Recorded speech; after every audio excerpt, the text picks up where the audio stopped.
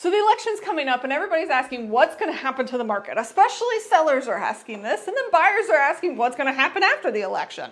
So historically, before the elections, the market slowed down a bit. And the market slowed down because everybody's a little uneasy about who's going to get elected and which side's going to win and what's going to happen and is our country going to go to hell. All of those things are things that I've heard. And every year, our country does not go to hell. Everything looks great and we continue on and life still lives. But it does slow the market down prior to the election. Every year is a little different. Every election year, sometimes it happens a little sooner, sometimes it happens a little closer to the election. Right now, what we're seeing in today's market is things are slowing down just a hair, but not a ton. We're still seeing some multiple offers. It just might take a little longer to sell your house.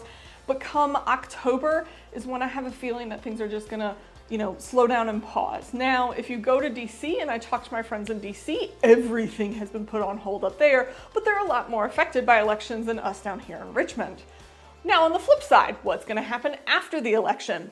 Historically, every single year we've ever kept track, except for 1980 and 2008, the housing market has increased in both price and the amount of homes sold the year after the election. So if you're waiting until after the election, because that's when you're gonna sell your house, you might actually get more buyers out there. And you might actually get a higher price because historically that's what happens. And it's not because of rates, because this is years that rates have gone up after the election and years that rates have gone down.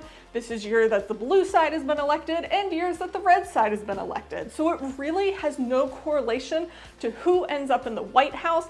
I think what really is going on is people are just happy the election's over. They're not listening to all the craziness on the TV and they're just ready to get on with life. And so moving is one of those things that they're ready to do. But at the same time, if you're a buyer and you're waiting till after the election, well, if what happens in history holds true, you might be fighting a few more people than you want. So it might be a thought to move up and buy a little sooner if you can. If you can't, hey, that's okay, we'll wait.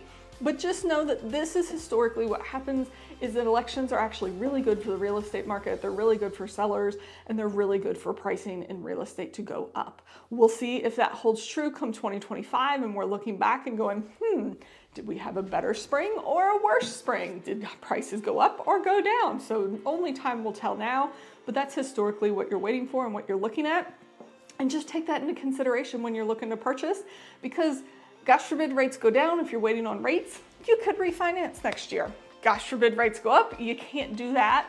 And if you're up against multiple offers, where right now we're not seeing them as often, they're out there, but not as often, you might be able to get a deal and snag a deal now versus waiting until later, but it's totally up to you. Love to sit down and chat with you, whether you're a buyer or seller, and help you understand the intricacies of elections and what goes on and how we market during the election season and after the election season to help you get to your next spot and figure out when is the best time for you to go on market. So give us a call, shoot us a text. We'd love to help, and don't forget to like and subscribe.